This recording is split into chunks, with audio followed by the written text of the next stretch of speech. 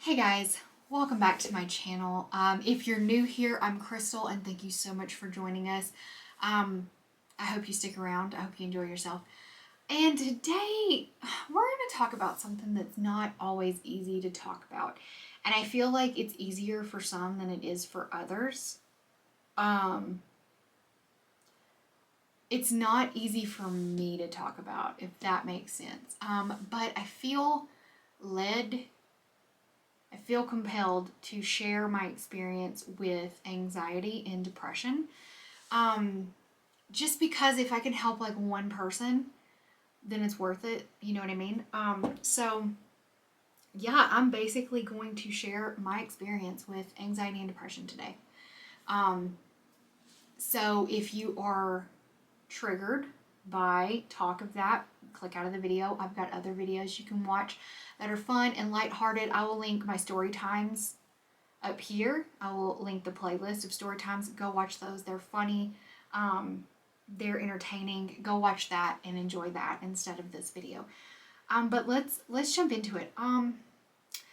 Honestly, I kind of remember feeling anxious as far back as I can remember, like into childhood and all of that, like young. Um, but obviously I didn't know what it was at the time. I, when I was younger, it was just like, oh, she's just a worry wart or whatever. But I didn't know what anxiety was. A lot of people didn't back then, because like it was like, oh, like people didn't talk about that kind of stuff, especially like mental health and everything. Like people didn't talk about it. So I didn't know what it was. I just thought, whatever, this is just how I am. And I just remember being so anxious about so many things. Just as a kid, I would just be anxious. I would be anxious at school. I would be anxious, like meeting new people, talking to new people. And, parents are just like, or adults are just like, oh, she's just shy. And, I was just like, oh, I'm just shy, whatever. And so I kind of carried that on into adulthood. Like, oh, I'm just this, I'm just that. I never really put two and two together that, like, no, I'm anxious. I have anxiety. Like, these kind of like racing thoughts and like panicky thoughts and stuff like that aren't normal. And people don't know the extent of what's going on in your head. You know what I mean? So, obviously, I went many, many, many, many, many years kind of like suffering with anxiety. I didn't really get the depression part until later in adulthood. But yeah, like suffering with anxiety. And I'm talking about like my mom would get sick, just like a cold or anything, and my brain would automatically go to that she was gonna die, that I was gonna lose her. Um, and I would be so anxious, like just sick to my stomach. And I had a lot of stomach aches when I was a kid. Like I constantly had stomach aches. And I think it was due to being anxious and stuff, to be completely honest with you. Like I think a lot of it was my anxiety was making me physically ill. Um, I was constantly anxious about what other kids thought about me. And it's not like the normal like childhood worries like, oh, does this boy like me? Guys, I'm sorry. I'm distracted by this like hump of hair here. Let me try to fix it. Ah! Oh no, yeah, we just made it worse. We just made it worse. Okay. Oh my god. Can you see that? Anyways, not like the normal, like, oh, does this boy have a crush on me? Does this boy like me? No, like debilitating anxiety. Like, if my classmates, like, oh, are they looking at me? Am I reading okay?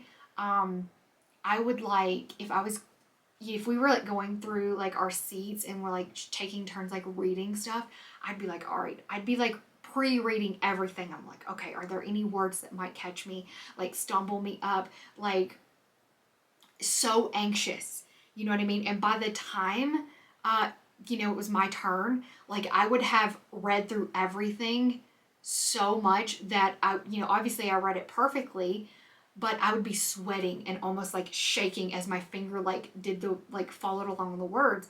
And I was just like so anxious.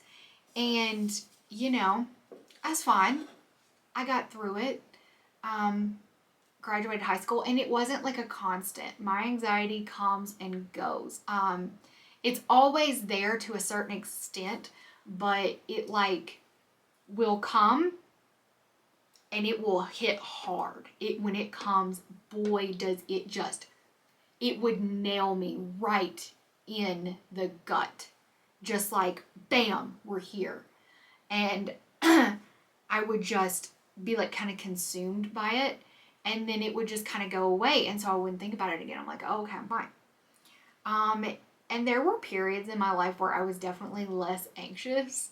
My early 20s, I wasn't really anxious. I was having a great time. I was going out to the bar. I was drinking. I was hanging out with friends. I was making new friends. I was dating around. I was, doing all kinds of fun stuff. Like, my anxiety wasn't that bad.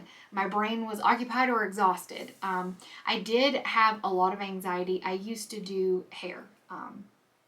If you guys don't know, if you're new here or you just found this video, I used to do hair. And so for somebody that has anxiety and also like social anxiety, doing hair isn't the job for them.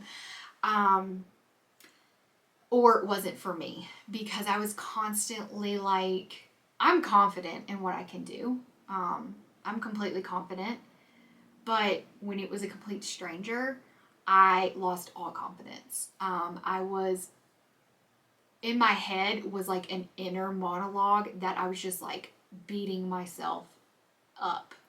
And so I did that for a while, but honestly, the best thing I did was quit, because like every day I dreaded going to work just because I didn't want to do hair, but that's what I was there for. You know what I mean? Like, and just because I didn't want to disappoint a stranger or have a conversation with a stranger, I was like, I don't know what to talk about to this stranger, And I feel like it affects relationships with people a lot. If I do not know you, I'm not comfortable around you. And if I'm not comfortable around you, I'm not going to open up. I'm not going to be my true self, and I'm not going to be real talkative. And a lot of people can take that as me being the B word, They're like, oh, she's just stuck up. No, I'm terrified that you're going to not like me. But guess what? They already don't like me anyways, because they think I'm being stuck up or, bitchy. So yeah, it was hard, and it's still hard as an adult to make friends, because I still am like, but what do they think about me? Did I just say something stupid? Did I say too much? Did I not say enough? Do they like me? And I'm talking about for like a month after I meet you, I'm sitting there like, oh my gosh, like, did I say something dumb? Did I offend them? Did they just don't like me? They don't like my personality? Like, it's hard. Even when I started filming YouTube videos, I had anxiety. Now, I don't so much, because I'm used to it, but I had anxiety. I'd be like, oh my gosh, okay, like I'd have to pump myself up to come film, because I was like, somebody's gonna say they hate it or I'm crap. Now it's just kind of like, all right, like, I'm doing what I'm gonna do. It makes me happy. I enjoy it. Like, yeah, not everybody's gonna like what you do, but it still hurts when people are like, mean. It hurts everybody. Nobody likes to be, like, told they suck. But my anxiety didn't get bad until I had my first kid. And I had my daughter, and this is kind of hard because I've never physically said a lot of this out loud to anyone. That's why I kind of decided to do this video, because with me, especially, a lot of times, if I have something on my mind, if I can just say it, if I can get it out, it's like a ton of a weight just lifted off of my soul. And I don't know, I just kind of feel like God was just telling me, like, do a video and just like put it all out there, and then when you get done and you post that, you will feel a big relief. So that's what I'm gonna do. After I had my daughter, my anxiety got really bad. I have really bad medical anxiety.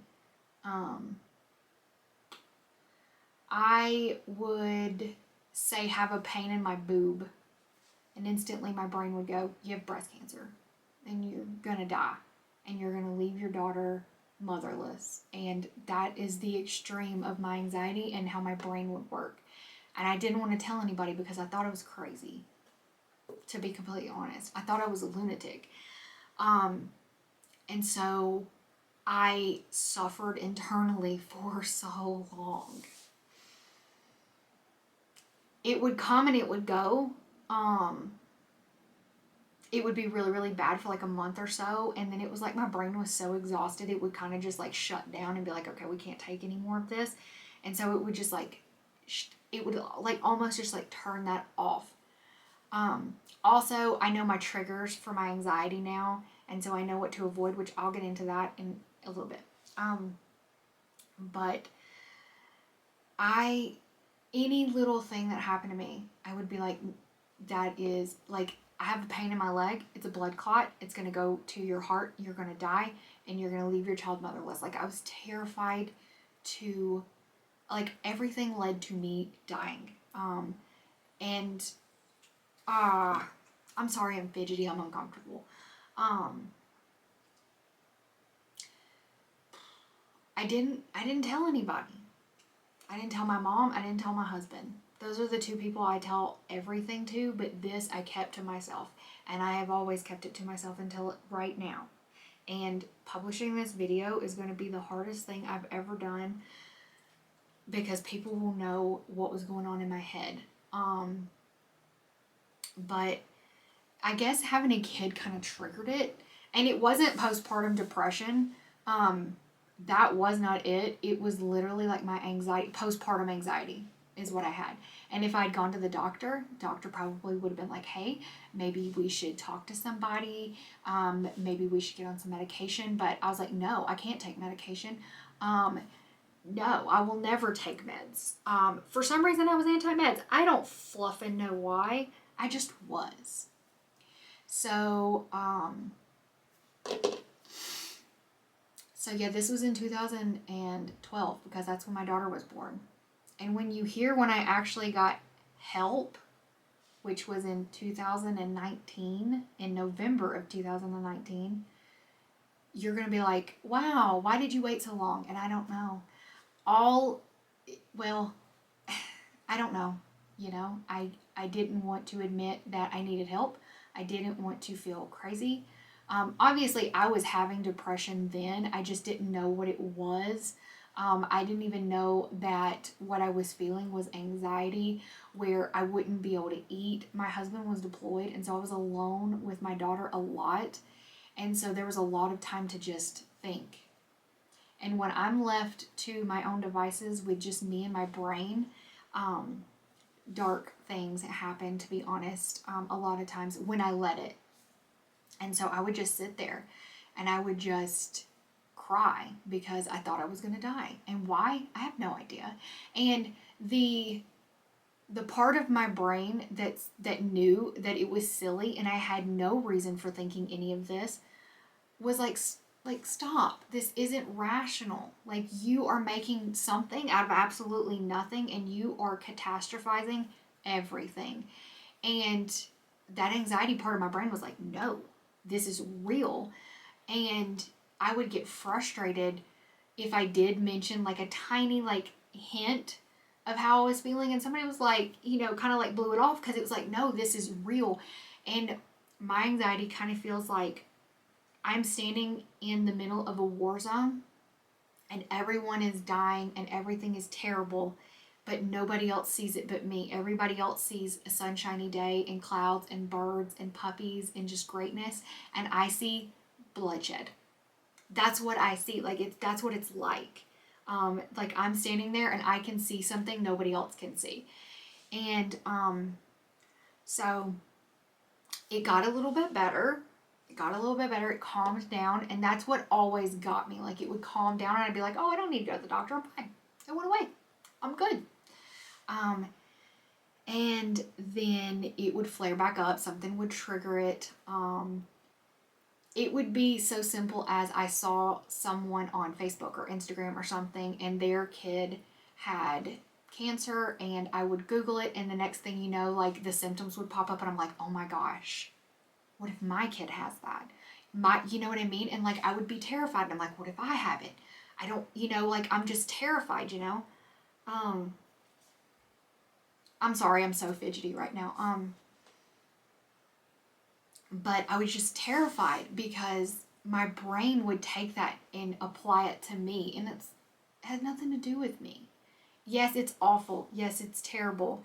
No, I don't want it to happen to anyone, but just because it's happening to this person doesn't mean it's happening to me. But my brain would say it is, and then I would hyper focus on that. And then I would allow myself to Google and Google and Google and Google. And before I knew it, I had diagnosed, like all kinds of crazy. And I knew it was not true. I knew that my kids were healthy and I'm healthy and everybody's fine. But all it took was one little thing, one little cough, one little runny nose, one little fever from my brain to instantly catastrophize it. And it's like living somewhere you don't want to live. Like, my brain was chaos and I just didn't want to be there. So I would just kind of just go off into la la land kind of, and just daydream about random things that had nothing to do with me or my kids. Like, it was like I was escaping reality, in a sense. And so, again, comes and goes. And this whole time, I'm showing signs of being depressed from time to time, but not realizing what it was. I'm just oh, I'm just down, not really understanding what was happening, or taking care of myself mentally. And so, I had my son, and I was actually good after I had him, because I'm thinking, oh crap, it's going to happen again. Because I already knew what happened after I had my daughter. It was hard. So I was like, oh crap, it's going to happen again. And I had him and I was fine. I was good. Really not super anxious. And then I don't know what happened. I was doing really good, and then something triggered my anxiety one day, and it literally did not go away for probably 5 straight months. I was anxious every day. Feeling panicky. I would have to go in the bathroom and just cry because I felt so out of control. I would, because I couldn't control my anxiety and how my brain was reacting, I would over restrict my food so much because I could control that, and I would weigh everything. I'm talking about, I'm weighing lettuce, I'm weighing tomatoes, I'm weighing everything I'm putting in my body, counting every calorie, because I can control that, and I could control that. And so I tried to control that. And then that led to binge eating because I was starving. And so no one would be home, and I would binge eat. Well, my kids would be home, but they would be asleep. My husband worked at night. Or at the time, he worked 3 days in a row. He would be gone. And I would binge eat. And I'm uncomfortable telling people that.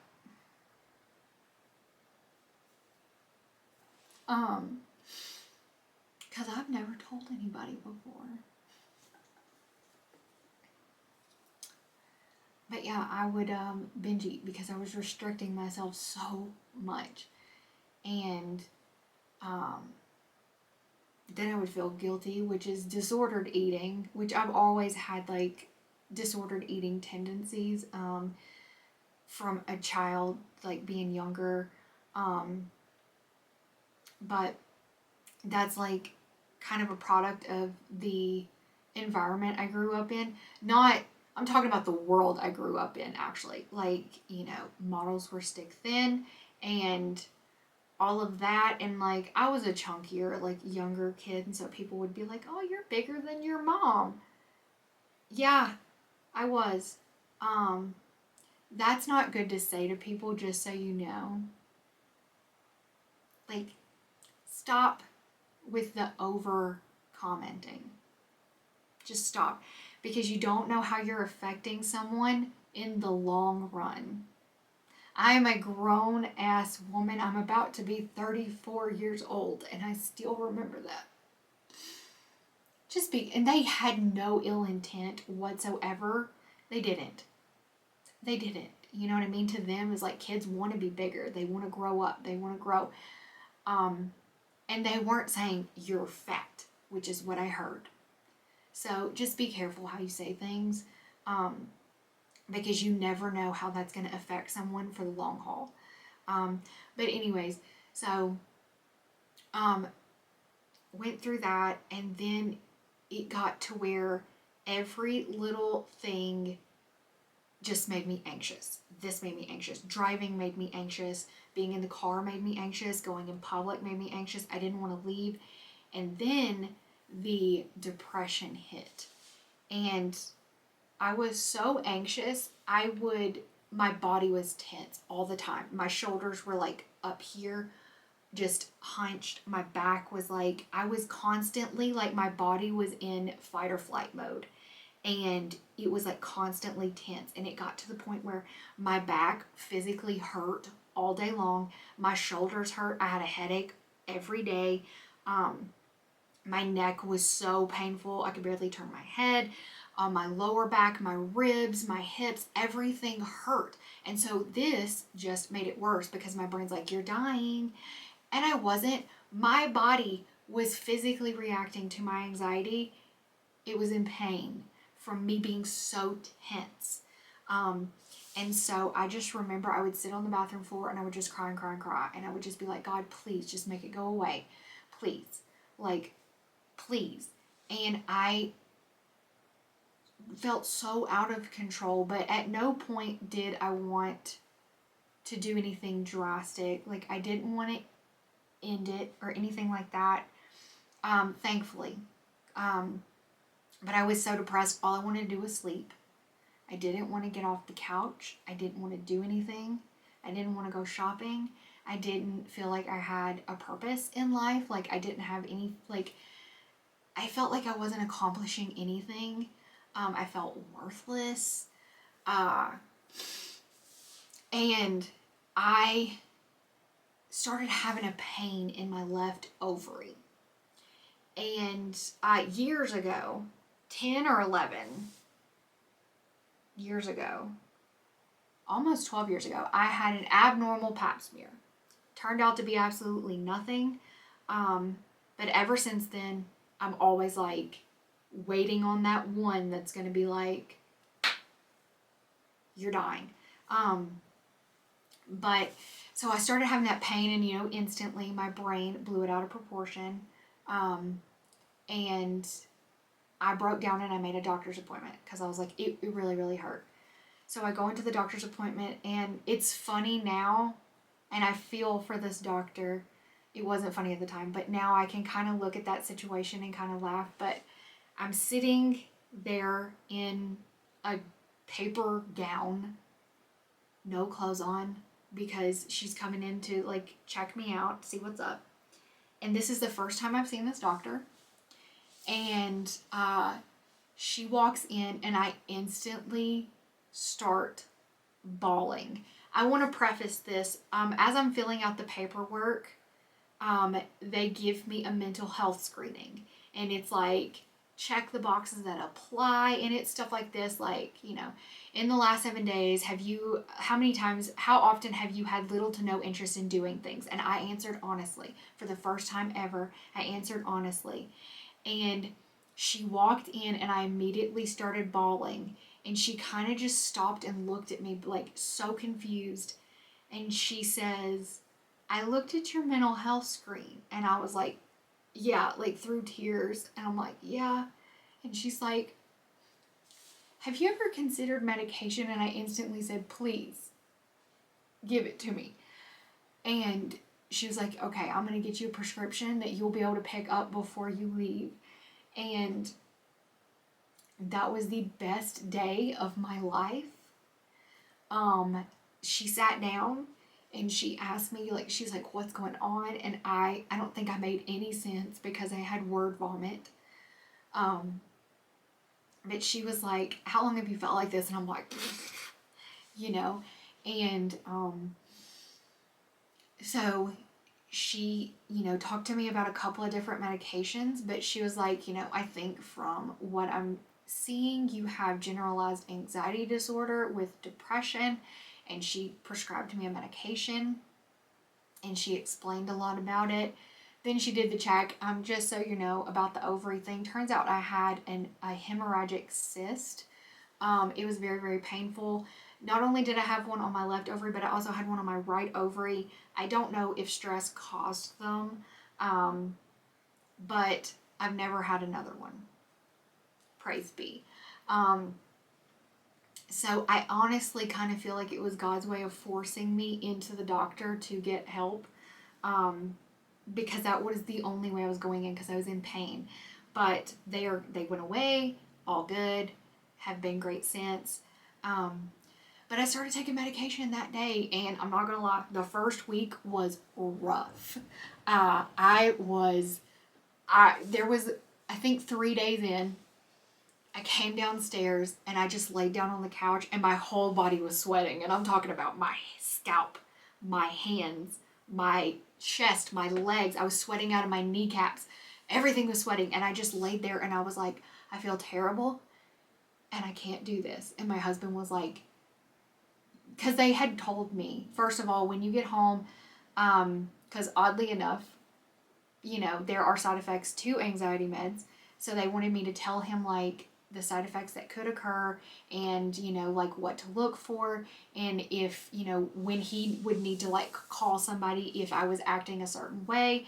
And, like I let him know, I was like, it could take up to 2 weeks to kick in. And I will let you know, like, after I came home, I did talk to him a lot about a lot of my anxieties and worries. And over time, I have opened up more. There are just some things like, I don't necessarily want to relive, so I haven't really hashed out with him, but he is very supportive of my anxiety and stuff. And now I can just be like, I'm having an anxious day, and he's like, what can I do to help? And he's very, very supportive. So I will say that is one thing that totally helps. Like, one, talk to someone in your life. Don't just keep it in. And two, just be open and find that person that is your support person, whether it be your mom, your dad, your best friend, your significant other, whatever. But I was just laying there and I was like, I can't do this. I'm going to stop taking it. And he was like, they told you it would take 2 weeks to really start working before you might even notice a difference. Keep going. And I did. And the next morning I woke up and I still felt a little wonky, like getting adjusted, but I felt better. And after about 8 days, I could tell a difference. And I was just like, I remember waking up for the first time and just sitting there and not thinking. And I was like, is this what it's like? You know what I mean? Like, for people to not have racing thoughts all the time. And medication has worked wonders for me. I do still have anxious days, 110%. Except for now, it's kind of weird. I'll be sitting there and I'll have like this anxious pit in my stomach, like the physical feeling of anxiety. But I am not anxious about anything particular. It's just like my body's like, hey, we're going to feel anxious today. And I'm like, okay. And I give myself grace. If I'm having like a depressed day, I'm like, all right, you know what? What do we need? Do we need to lay on the couch? Do we need to eat ice cream? Do we need to work out? Like, what will make me feel better? Consistent exercising helps me with my anxiety and depression. Listening to music and just dancing and cleaning the house makes me feel great. That is one way that I just kind of shut everything off. Playing video games, I used to really be into that. I haven't played video games in a while, but that also helps concentrate your mind on something other than anxiety. One thing that helps with me is if I feel like a trigger, if something triggers me, I avoid that, and go find something else to do. Find something that will occupy my brain. And that helps a lot. knowing your triggers is the biggest thing. One, I cannot Google any health related things. I don't. My husband also knows. And if he sees, like, if we're talking about something and he sees me go to Google, he'll be like, stop. Because he already knows. Like, so I don't. And you know what? I have gone, let's see, 2019, November. So November of this year, it was 2 years. And I have gone almost 2 whole years of not Googling one thing medically related. If I have an issue, I take it to a doctor. If, you know what I mean? Like, I don't try to. And another thing, prayer. If I start feeling anxious, I start praying. I'm praying, like, lift this, take this from me.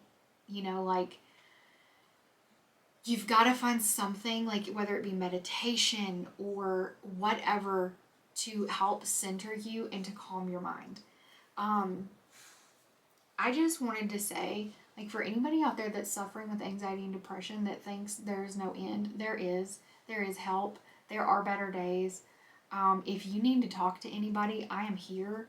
My DMs on Instagram are open, and if you send me a message talking about your anxiety and depression, I will be more than happy to talk to you.